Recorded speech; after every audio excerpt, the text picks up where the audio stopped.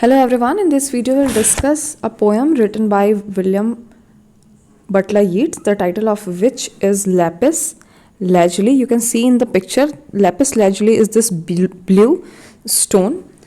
This blue stone was gifted to W.B. Yeats on his 70th birthday by 70th birthday by Harry Clifton. So this poem is dedicated to Harry Clifton.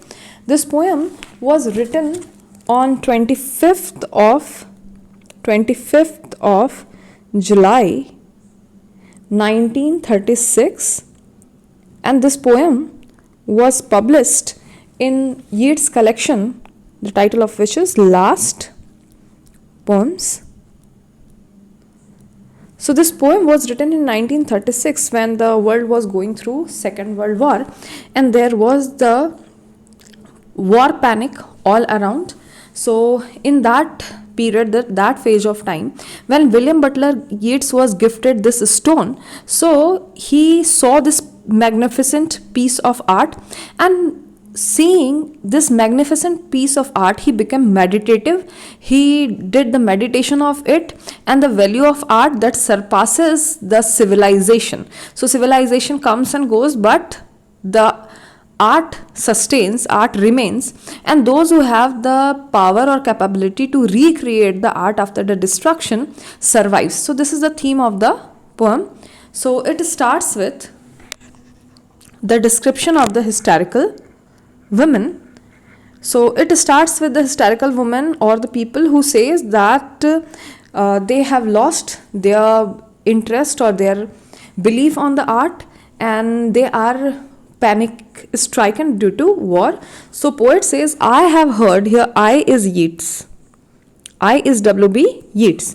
I have heard that hysterical women say. So what is hysterical? Hysterical is overwrought with emotion, very excited and unable to control your emotions. So we call it hysterical, overwrought. जब आप अपने emotion control नहीं कर पाते, तो he says that I have heard the hysterical women say,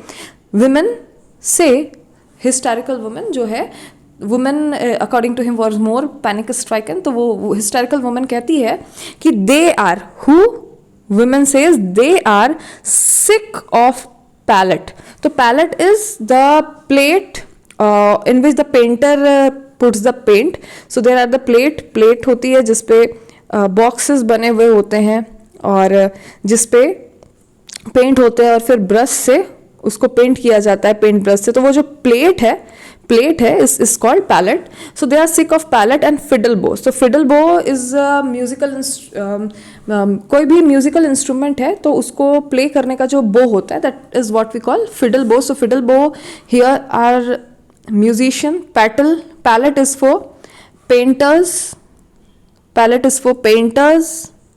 Is a name change, and so it is the example of metonymy, metony. Fiddle bow here is for musicians, and of poets that are always gay, always happy. So poet says that he has heard the hysterical women say that women are sick of palette means painters, fiddle bow means musicians, and poets, because they are always gay, they are always happy. Because these women think that for everybody during the war time, everybody knows or else should know. सब जानते हैं और अगर नहीं पता है तो जानना चाहिए. Else should know that if nothing drastic is done, if nothing bad take place, aeroplane and Zeppelin will come out. So what is Zeppelin? Zeppelin was during the World War One. Zeppelin was a kind of fighter planes, and that was invented by the German inventor Ferdinand von Zeppelin. So these used to be cylindrical in shape. So Zeppelin is a large cylindrical rigid airship used in World War One for bombing and reconnaissance, means for inspection or survey. So in short, Zeppelins were the fighter planes used for bombing by the German army. So the lady says that if nothing drastic is done, if कुछ बुरा नहीं भी होता है, then aeroplane and Zeppelin will come out and pitch like King Billy bomb balls until the town lie beaten flat. So here there is the reference of King Billy. So let's learn what this reference King Billy refers to. Actually, King Billy, there are two King Billy in history. First, in 1619, King Billy of Orange. King Billy of Orange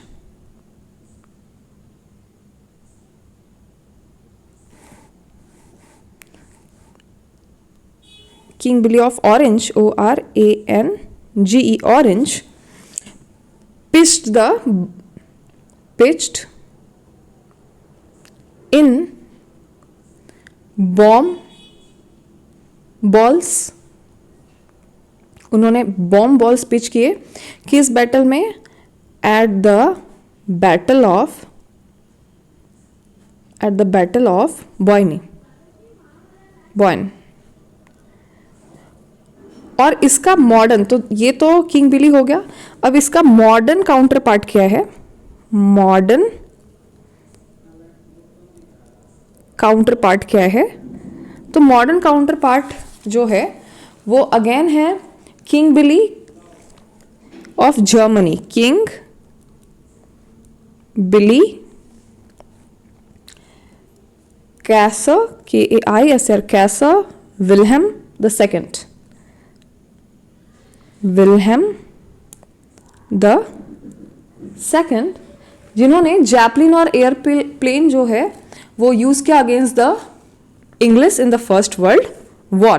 तो ये बोलते हैं कि अगर कुछ नहीं भी होता है तो हिस्ट्रिकल वुमेन कहती है कि वो फेड अप है, they are sick with the painters, musicians, poet, because everybody knows or else should know कि कुछ अगर नहीं भी होता है तो एरोप्लेन और जैपलिन जो है वो आपके छत के ऊपर आ जाएंगे और पिच करेंगे किंग बिली बॉम्ब बॉल्स की तरह. और अंटिल कब तक? जब तक कि टाउन जो है लाई बीटन फ्लैट, जब तक कि फ्लैट नहीं हो जाता, सब पूरा टाउन डिस्ट्रॉय नहीं हो जाता. तो this women were presenting their hysteria, their fear for the war. So now you can understand during the world war people had lost faith on the divine justice, or people you can understand a situation where the bomb can come from anywhere and you can die at any point of time. So such hysteria is actually common, but poet is making fun of it. He is against it and he says that he has heard women saying so. Now in the next stanza he answers how should such hysteria be encountered or controlled. So he says how should we behave at such period of time. So he says all perform their tragic play. Everybody in world war and in the world is only performing their tragic play.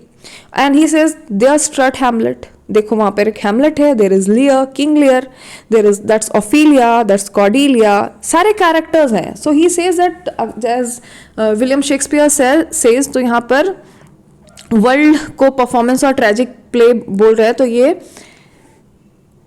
Reference है जिसमें there is a poem all the world is a stage spoken by Jaques, the character Jaques, जिसमें पूरे world को stage बोला गया. तो ये भी बोल रहे कि पूरा वर्ल्ड जो है is just only a stage and there is a Hamlet, there is Lear and they are all performing only their part. तो अगर कोई एक्टर है और वो ड्रामा में परफॉर्म कर रहा है तो एक्चुअल में वो खुद दुखी नहीं है, वो फिर सिर्फ एक परफॉर्मेंस दे रहा है. If a actor is playing a part in the drama, so he actually is not suffering, he is only enacting the suffering of a character. So same as Yeats wants to say that all the tragedy and all the suffering on the world is an enactment of the tragedy or happiness, and we are only performing because we have been sent on the earth to perform. So here he says all perform their tragic play. There is struts Hamlet, there is Lear, that's Ophelia, that's Cordelia, yet they, फिर भी, हालांकि ये लोग सिर्फ अपना performance दे रहे हैं, फिर भी they should the last scene be there. until the last scene come they must be on the stage. वो बीच में अपना एक्ट छोड़कर नहीं भाग सकते हैं. और कब तक रहते हैं कि the great stage curtain about to drop, जब तक कि ग्रेट स्टेज का कर्टन जो है गिर नहीं जाता है. If worthy their performance part in the play, उनका परफॉर्मेंस में पार्ट वर्दी तभी होगा, योग्य तभी होगा. Do not break up their lines to weep, अगर वो लाइन बोलते बोलते रोने के लिए नहीं रुकते हैं. तो इसका मतलब if somebody is performing the tragedy तो he must be affected by those tragic emotion.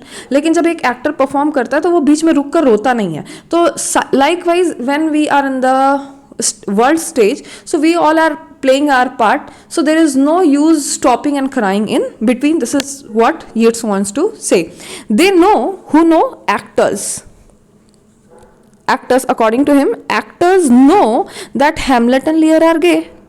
Hamlet and Lear are actually happy. They are only performing the play, performing the act of tragedy.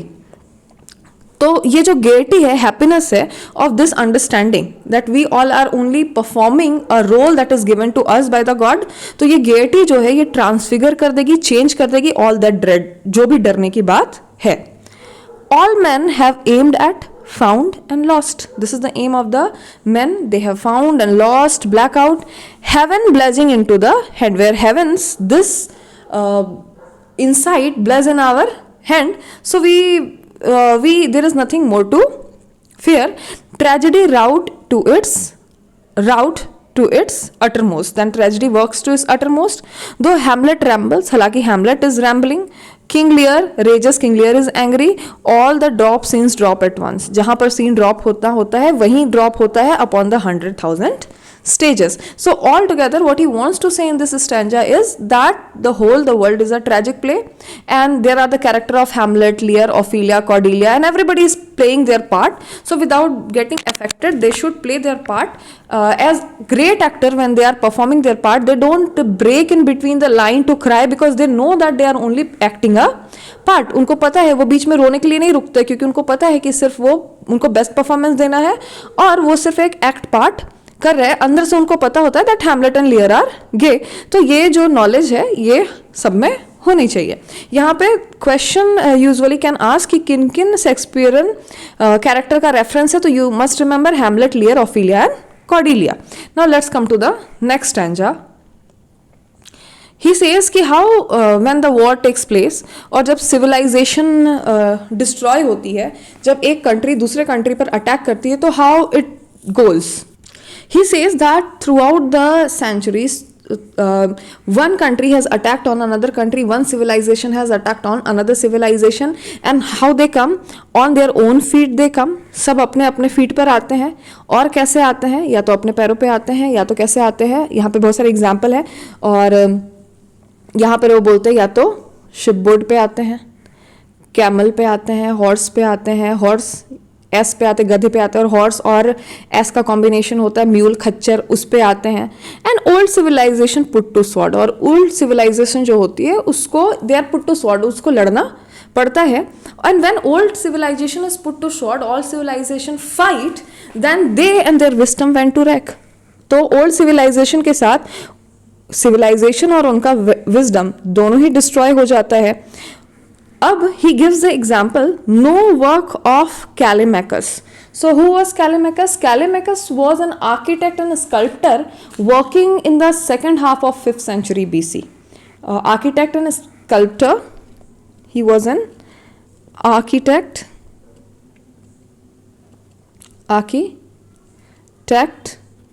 and a sculptor.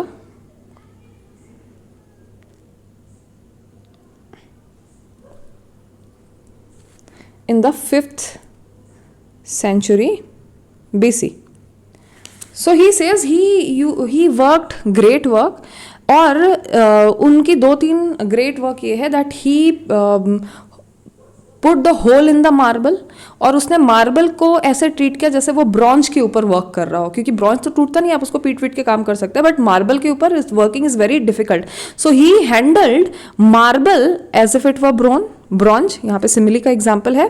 और marble के picture के ऊपर आपको कैलीमैकस का Google पे search करना चाहिए और कैलीमैकस का आर्ट वर्क देखना चाहिए, then you can understand this better. तो who handle marble as if it were bronze और made draperies, drapery means curtain that seem to rise, ठीक है, उन्होंने मार्बल के ऊपर ऐसे पर्दों की आकृति बनाई पिक्चर के ऊपर, ऐसे कपड़ों की, कि ऐसा लगे कि सी विंड अगर हवा आती है तो ये पर्दे जो है मार्बल के ऊपर जो मार्बल कटिंग से बना हुआ है कि वो उड़ने लगेंगे। Made draperies that seem to rise when the sea wind swept the corner stands. अब इन्होंने लॉन्ग लैम्प वाली चिमनी बनाई, किसके शेप की, like the stem of a slender palm, but these all things stood but a day, कुछ समय तक ही रह पाया। और उसके बाद कैलीमैकस का जो ग्रेट आर्ट था, ग्रेट वर्क था, वो भी जो है वो खत्म हो गया। तो ये बोलते हैं all things fall and are built again, तो चीजें टूटती है और फिर बनती है, और those that build them again are gay, और वो लोग जो वापस उसको बनाते हैं they are happy. So he says that this is a continuous thing, consequent thing, nothing is permanent, even civilization and artwork is temporal, that are transient. So civilization comes and it goes, they are destroyed by the invaders, but and he gives the example of Callimachus. After civilization he gives the example of Callimachus, whose artwork even could not survive. So he says that it happens, things fall and are built again, but those who have the capability to build it again, they are happy. So now he comes to the next stanza. Here is the example of lapis lazuli, the stone that was given to him. So on that stone there is the engraving of the people.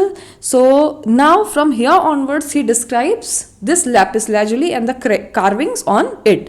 तो उस पे lapis lazuli पत्थर के ऊपर क्या carving है, 2 Chinamen, 2 China के लोग हैं, behind them a third is the servant, are carved on lapis lazuli. Lapis lazuli के ऊपर क्या कार्व किए हुए हैं, 2 चाइनामैन, उसके पीछे तीसरा जो है वो उनका सर्वेंट है। ओवर देम फ्लाइज, उनके ऊपर उड़ रही है, तीनों के ऊपर लॉन्ग लेग्ड बर्ड्स, लंबे लेग वाली चिड़िया। और ये लंबे लेग वाली चिड़िया किसकी है, a symbol of longevity, long life की सिंबल है। द थर्ड, ये जो थर्ड इंसान है, ये थर्ड इंसान ये कौन है, the third doubtless a serving man, क्योंकि ये सर्विंग मैन है, 2 आगे चाइना मैन जा रहा है, उसके पीछे तीसरा इंसान जाना है, और क्या लेके जा रहा है, कैरीज अ म्यूजिकल इंस्ट्रूमेंट। तो वो म्यूजिकल इंस्ट्रूमेंट लेकर के जा रहा है। अब यहाँ पे बोलते हैं कि क्योंकि पुराना पत्थर है तो पुराने पत्थर क्या है, डिस्कलर होने लगते हैं। तो he says that every discoloration of the stone पे जितना भी डिस्कलरेशन है, every accidental crack or dent, पत्थर पे क्रैक लगा है, डेंट लगा है, तो ऐसा लगता है कि वहां से सीम्स अ वाटर कोर्स, कि वहां से पानी गुजर रहा है, और लाइक एन एवलेंच। तो एवलेंच क्या होता है, avalanche is a rapid flow of snow down a slope such as hill और माउंटेन। हिल और माउंटेन से जब स्नो नीचे ढहती है तो उसको बोलते हैं एवलेंच। तो टूट के जब गिरती है, तो ये बोलते हैं कि जहां पर भी क्रैक और डेंट लगा हुआ है वहां पे लगता है कि एक वाटर कोर्स है, पानी जा रहा है, और एवलेंच है। और लॉफ्टी स्लोप, और एक ऊपर में स्लोप है वेयर इट स्टिल स्नोज, जहां पर अभी भी बर्फ गिर रही है। दो डाउटलेस प्लम और चेरी ब्रांच, ठीक है। अब यहां पर ये बोल रहे हैं कि जब इनके ये रास्ते में जा रहे हैं तो वहां पे क्या है, प्लम ब्रांचेस हैं, चेरी के ब्रांचेस हैं, sweetens the little half way house. तो ये जब आप वो जब पिक्चर देखते हैं इस लैपिस लैजुली का, तो यहाँ पर यू मे सी कि यहाँ पर रास्ते हैं, रास्ते बने हुए हैं, और रास्ते से हो करके लोग जा रहे हैं, और यहाँ पर घर है, और ये प्लम ट्री है, इसमें प्लम है, और तो ये सारे के बारे में बात है। नाउ लेट्स कम कि दो डाउटलेस प्लम और cherry branch sweetens the little half way houses, रास्ते में जो घर है उसको स्वीटन कर रहे हैं। Those China man climb towards, ठीक है, ये बोल रहे चाइना मैन जो है उस घर की तरफ, ऊपर की तरफ जा रहे हैं। And I delight to imagine them seated there, and poet says that Yeats says that he is delighted to imagine, he is being happy to imagine that they, 2 Chinamen and his servant, is seated there. Where? In the house that is in the midway, in the house that is in halfway. अब यहाँ पे ये बोलते हैं कि ये chinaman ऊपर जा रहे हैं उस घर पे होंगे। तो अब ये बोलते हैं कि ये खुश हो रहे हैं इमेजिन करके कि वो चाइना मैन और वो लोग वहां पर उस घर पे बैठे हुए होंगे। They are on the mountain and the sky, क्योंकि ये पहाड़ पर जा रहे हैं, क्लाइंब कर रहे हैं, तो वहां पे माउंटेन और स्काई में on all the tragic scene they stare, because they are on the top, so they are seeing all the tragic scene. One ask, अब दो चाइना मैन में से एक पूछता है, बोलता है फॉर मॉर्नफुल मेलोडीज, ठीक है, और एक बोलते हैं कि मॉर्नफुल मेलोडीज, कोई ट्रेजिक सॉन्ग बजाया जाए, और accomplished fingers begin to play, और accomplished means skilled player begin to play the music. Their eyes mid many wrinkles, their eyes, their ancient glittering eyes are gay. But even after listening this melody, seeing all the tragic scene from the top, their eyes that are wrinkled, so this their wrinkled eyes says that they are sages and they are learned. So their wrinkled eyes, old eyes who understand everything, how the world works and everything, they are still glittering even after seeing the, listening the mournful melody, even after seeing the tragic scenes, their eyes are happy. So this is a poem, Lapis Lazuli. Thank you.